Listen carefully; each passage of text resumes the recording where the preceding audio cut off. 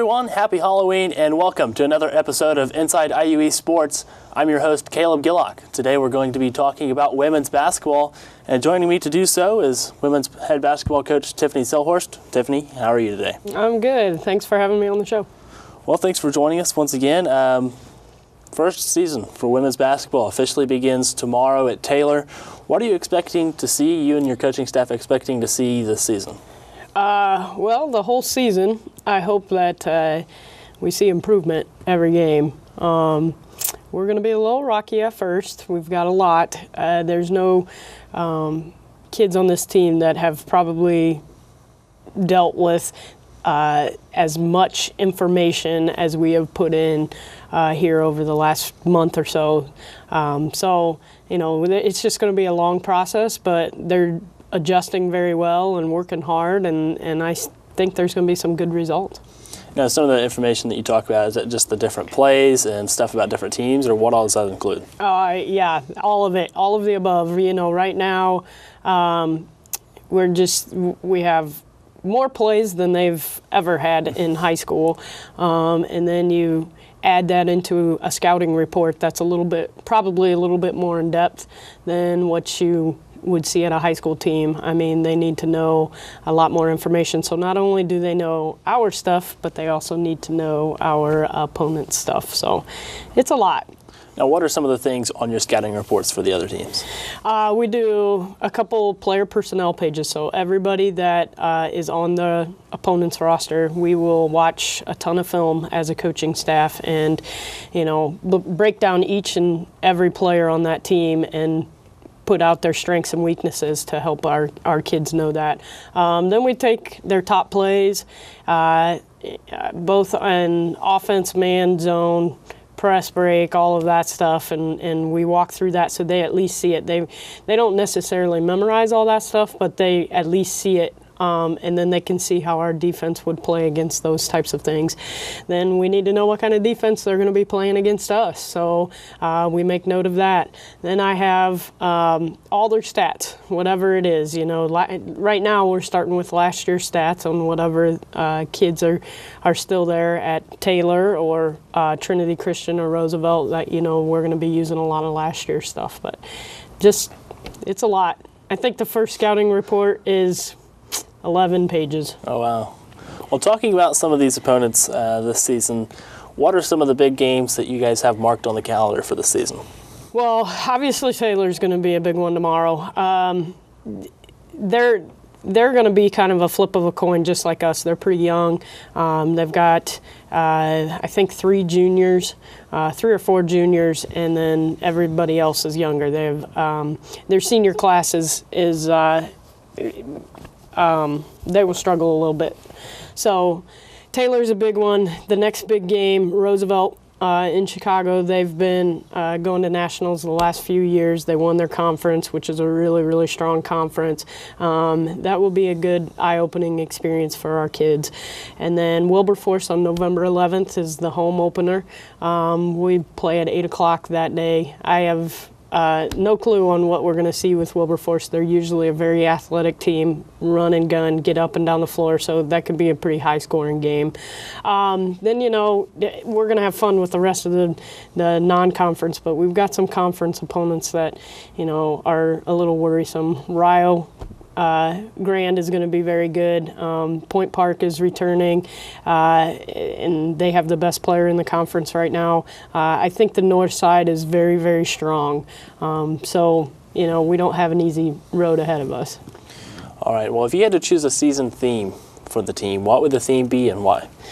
I think what we focus a lot on is the process and just getting the kids to understand that it's not so much about wins and losses right now because there's a bigger picture. So just fall in love with the process and understand that every little thing that we do and the details that we do are going to pay off in the grand scheme of things. Nobody's expecting us to do anything this year, so we just need to get better and then prove ourselves to the rest of the nation. All right. Well, when we come back, we're going to talk with Coach Selhorst about the players on the roster for this season. We'll be right back with more Inside IUE Sports.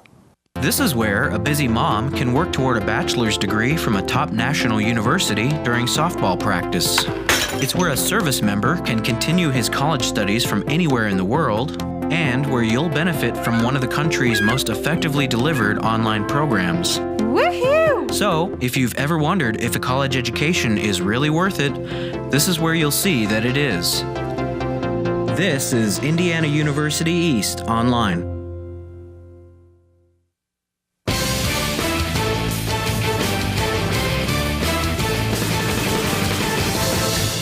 Welcome back to Inside IUE Sports. I'm your host, Caleb Gillick, and joining me is women's basketball head coach Tiffany Silhorst. Let's talk a little bit about your roster this year. 13 players on the roster, 12 freshmen and 1 sophomore. Tell us a little bit about that. Yeah, we went young. We have 1 sophomore that was a student here already, but I would say that we got pretty lucky with her. She had actually signed and committed to Marian University, and then a few years ago, and then at last minute decided that she wanted to stay closer to home. So when we got a basketball team here, she joined the team, and I think we lucked out with her. But yeah, I'm crazy. I took 12 freshmen. I'm excited about it though. I just felt like when I was building this program, I really wanted to be young because this first year doesn't matter as much, and then just kind of mold them into exactly what we want to do and set a foundation for this program. And sometimes when you get some older kids or some transfer kids, they bring some stuff in that maybe won't match exactly with what we're trying to do. So I'd rather just start from scratch. And so this year is going to be crazy, but January 2016, we're not going to look like a young team anymore. We'll know what we're doing.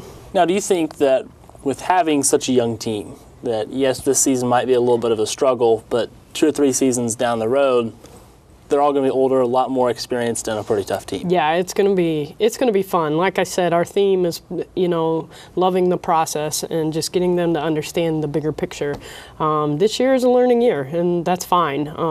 We're not going to focus on wins and losses, and whatever happens, happens. And then we can really focus on getting good at what we do best. So that's kind of what it's going to look like for the next season, and then hopefully future seasons will be forced to be reckoned with. All right, well, let's talk about some of these players on the rosters. Let's start with a 5'10 freshman forward, number 15, Kinzie Bowles from LaPel High School. Yeah, Kinzie is pretty athletic. I'm sure from past episodes you guys have heard her story. She was injured and then came back. It should have been probably a career-ending injury, and she just fought back. She's just a tough kid, and her strengths are getting to the hole. I mean, she knows how to get in there and shoot layups. So anytime we need to attack the basket, she's also very physical, and she's going to go get the offensive rebounds or box you out defensively. So tough kid. All right, how about a 5'7 freshman guard, number 21, Deja Boyd from Anderson? Yeah, Deja is going to be a utility player for us this year because she's got so much experience in so many of the positions. She's going to have to be able to play 2 through 5, and I knew that kind of recruiting her. I didn't expect her to be playing the 5 too much, but right now for what we need, and when we start tomorrow, Deja's going to have to play a little bit of the 5. So like I said, she's good. She knows how to do it all. She can shoot from the outside, but she can also be very dangerous on the inside, and she's hard to stop. So I'm perfectly fine with, how tall did you say she was? 5'7". There you go, 5'7" forward. All right, 5'8 freshman guard and forward, number 23, Mackenzie Campbell from Rushville Consolidated High School. Yeah, she's probably our biggest name on the roster. She has lots of accolades from high school. She just knows how to score. She's good. She's high basketball IQ, knows what to do with it when the ball gets in her hands. She's also a very good defender and helping. Like I said before, we might need a few kids to fill in at that 5 spot to play some defense on the 5. Mackenzie Campbell's very strong, so she might see herself down there playing defense on the 5 as well. All right, and Rushville is one of the teams at the high school level that's had quite a bit of success the past few seasons, and it sounds like she's going to be quite the critical player for the Liberals this season. Oh yeah, I see big things for Mackenzie, and I think she does too. We talked a lot about that through her recruiting process and what her goals were, and I think that coming to IU East, she can reach those goals here. But yes, Rushville, I joke with our high school coach all the time that they can just be our feeder program because their high school coach does such a great job of building such a strong team down there. So, yeah, won't be the last Rushville kid you see on our roster. All right, well, a 5'9" freshman guard, number 25, Kaitlyn Dobbins out of LaPel. Yeah, Kaitlyn, she's kind of been a surprise for us this year. I recruited her more as a shooter, a strong shooter. She's got a nice lefty follow-through, but she's been able to play pretty strong at a lot of different positions. Because she's so tall and long and skinny, she can play at the top of a press or a top of a zone, and I don't think anybody really expected that out of her. So I can see Kaitlyn filling several roles for us this year. All right, how about a 5'4" freshman guard, number 10, Bailey Drymen from Vincennes? Bailey, she's another one, kind of a bigger name out of high school. Her high school team went to state 3 out of the 4 years, I believe, and she was pretty. She was a big role player, or a big part of that, being able to go there. She's just kind of carried it over here to IU East. She's one of those players that demands excellence and wants her teammates to step up to her level and play as hard as she does every single day, and she's going to let you know if you're not, and if she thinks that you're not playing to your ability, she's going to let you know. She's also one of our best passers. She can just see the floor, and I've recruited a lot of players, but she's got a knack for finding the open player before they even know they're open. So I kind of always joke around with her that she's probably going to break somebody's nose with one of her hard, strong passes to them, but they'll learn to catch it next time. All right, also another 5'4" freshman guard, number 11, Taylor Hatfield from Triton High School. Yeah, Taylor's another one that I think has become kind of a surprise to us. I recruited her mostly as a shooter. She would have been a backup point guard for us, but she's just very smart on the floor, and she finds herself in the right spot all the time. Defensively, I think Taylor's going to be a bigger key than we thought because she's so smart and she can find herself and put herself in the right spots and be in help defense, and she knows how to rotate properly, and she's one of the only ones that is picking it up right now. But yeah, like I said, we recruited her to be a shooter, but she's been a pleasant surprise in other areas. All right, the last one before we go to break, a 5'9" freshman guard, number 22, Tia King from Warren Central. Tia is probably our most athletic kid. She is a great leader. She knows the plays. She knows where she needs to be. She plays hard every single day. She can play a point guard. She can play 2-3 if you need her to. She's just a natural basketball player.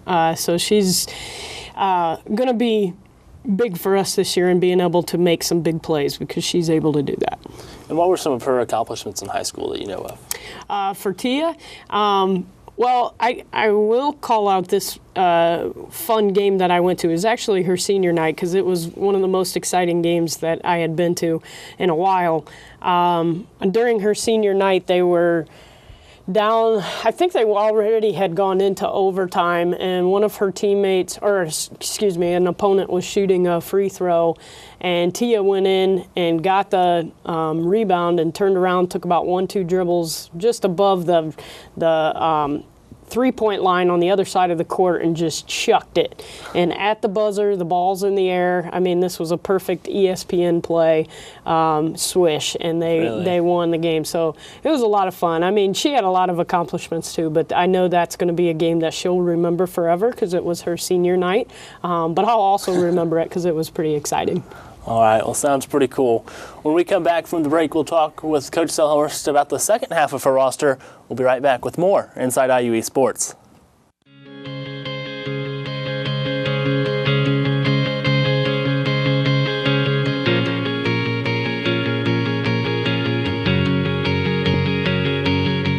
I'm Dr. Ganesh Ramachandran, the region's only hand specialist at Reed Orthopedic Center.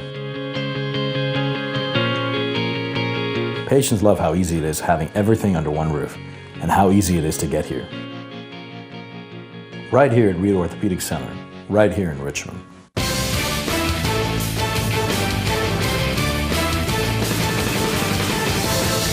And welcome back to Inside IUE Sports. I'm your host, Caleb Gillock.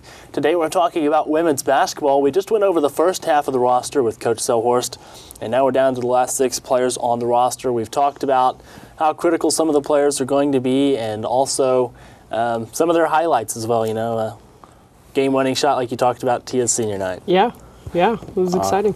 All right, well, 6 more players left on the roster. Let's start with the 5'7" freshman guard, number 33, Jenna Howard from Bar Reeve High School. Yeah, you know, when I recruited Jenna, and I've told her this several times, you know, I just liked some of the qualities that she brought that were beyond just basketball. She's a good basketball player, but she's also, you know, a great role model and a great leader.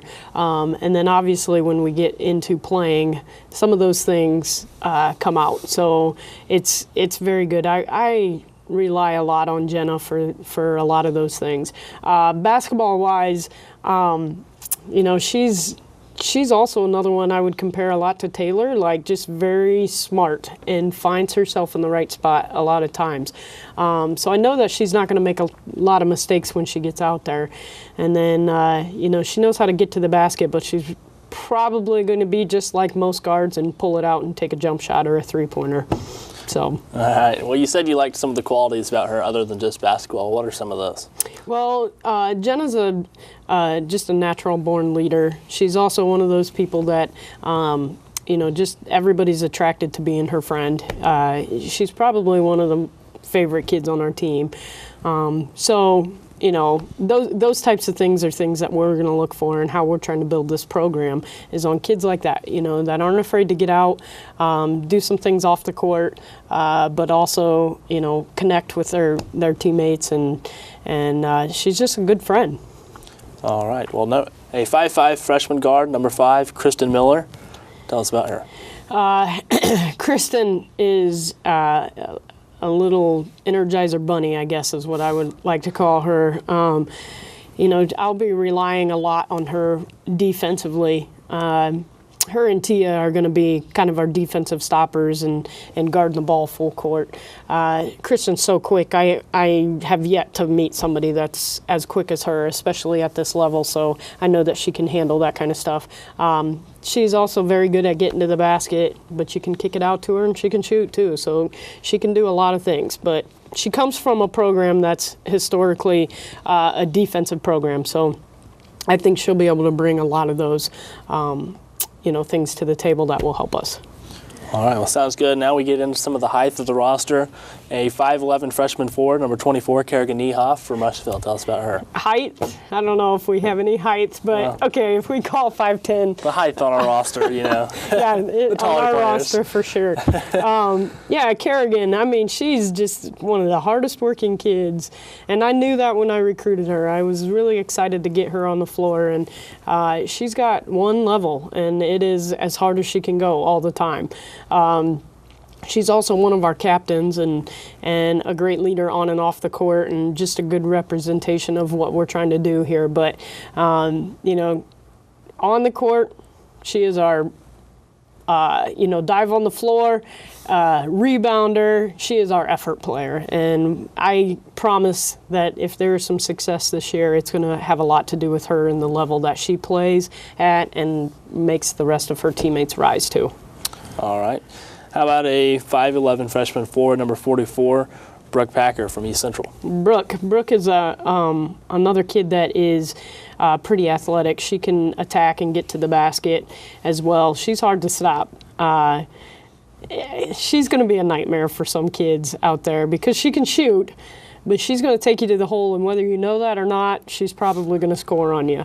But, yeah, her role, she's going to have to fill in as a 5 a little bit, because if you look at our roster, we don't really have a 5 besides Kerrigan. And Kinzie Seiler, at least for the first half of the season, is injured, so we're going to slowly be getting her back into playing. So Brooke is going to have to step out of her comfort zone a little bit and play a little bit of a 5. And in our offense, that doesn't make much of a difference, but defensively, she's probably going to have to play some big, strong kids down there. All right, from Culver Community High School, 5'10" freshman guard and forward, number 50, Kayla Schaefer. Tell us about her. Kayla is probably the best at running the floor. You know, she's going to get down there. She's going to try to cherry pick. She's going to attack and get to the basket. I think the biggest thing with Kayla, the biggest surprise was how good of a shooter she is. She can, if she's open from that three-point line, she knows how to score from there as well. So, I don't want to say too much about her and give away too much, because I always tease her a little bit and tell her that she's my diamond in the rough, so I don't want too many people to know what her strengths are yet. All right. Well, the lone sophomore on the team, 5'11" sophomore freshman, number 3, Kinzie Seiler from Centerville. Tell us about her. Like I said, I think we got lucky with Kinzie on the team. She's probably going to play mostly 4-5 for us. Right now she is injured and coming back from a stress fracture, but, we'll slowly get her back into the game. And that happens when, you haven't played for 2 years and then you try to walk on and play college basketball right away, especially for a coach like me who's pretty rough on them, and conditioning wasn't easy for us. So she's going to slowly get back into it. I would see her really starting to shine probably conference. When she does get able to play or released to play, her time will be limited, but she's probably going to play mostly a 5. Another kid that's, it's going to be hard to guard her. I think she's actually closer to 6 foot. So she can play a guard and attack and get to the basket and pull those big girls out on her. They won't be able to stop her there, but then if they got an undersized person trying to guard her around the basket, Kinzie can just put her back in you, push you down, and score. All right. Well, you have 3 captains on the team, correct? Yes. Tell us who they are and how you selected them. Okay. Bailey Drymen is one, Kerrigan Niehoff is another, and Mackenzie Bowles is the third one. And, because we had such a unique situation here, and I'm still getting to know the kids as well, what we decided to do to choose captains is treat it kind of like a job interview. So any kid that was interested in applying for the job had to put a resume together, a cover letter together, and then I got a committee together that was going to interview them. So we had 5 kids that were interested in the job, and all 5 of those kids are definitely capable of being leaders, and even the 2 that ended up not getting the title of a captain, I still lean on very much for that leadership quality. But so it was a little bit different. We had the athletic director and some of his people come in and interview them, and they had to dress up and turn a resume in, and now they have a resume, so that's good, and got a little bit of experience learning how to do a job interview. All right, well, it sounds like quite the process and quite the team. If you'd like to check out the complete roster or the schedule for the women's basketball team, make sure to go to IUERedwolves.com. We'll be right back with more Inside IUE Sports.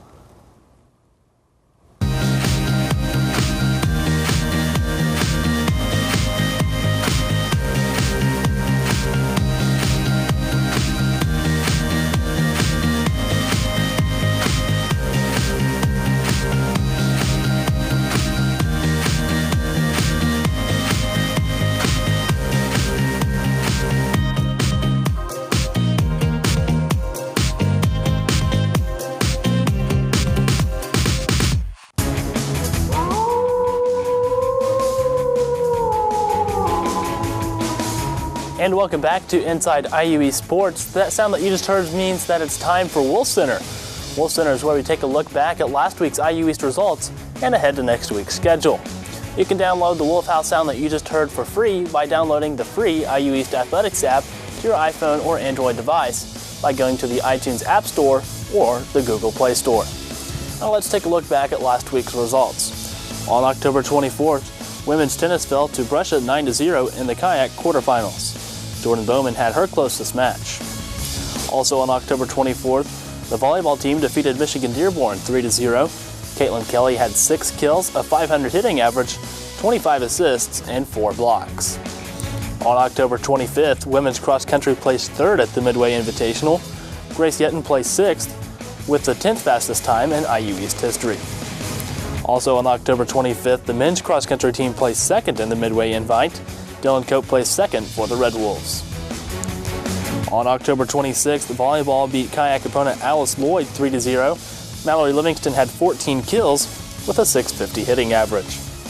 And also on October 26th, the Red Wolves volleyball team swept Pikeville 3-0. Katrina Detweiler had 9 kills and a .438 hitting average. Now let's take a look at next week's schedule. On November 1st, the volleyball team will be at Campbellsville University at 11 a.m. This is the first meeting between the two teams. Also on the 1st, men's basketball will have their season opener against Oklahoma Wesleyan at the Indiana Wesleyan Classic at 1 p.m. Also on November 1st, women's basketball will be at Taylor at 4 p.m. This is the first NAIA game for the women's team, and that game will be at 4 p.m. on IUERedwolves.com. On November 4th, the men's basketball team will be at Indiana Wesleyan, who is the national reigning champions. That game will be on IUERedwolves.com at 8 p.m. On November 6th, women's basketball will be at Trinity Christian at 6 p.m. Also on November 6th, the volleyball team will be at home against Marion for Retro Night. That game will be on IUERedwolves.com and WETV at 7 p.m. It's also the final home game for the volleyball team. And on November 7th, the men's basketball team will be taking on Point at Cincinnati Christian University. The time for that game is to be announced, but it will be on IUERedwolves.com. That concludes this episode of Inside IUE Sports. I'm your host, Caleb Gillock. Thanks for watching. We'll see you next time.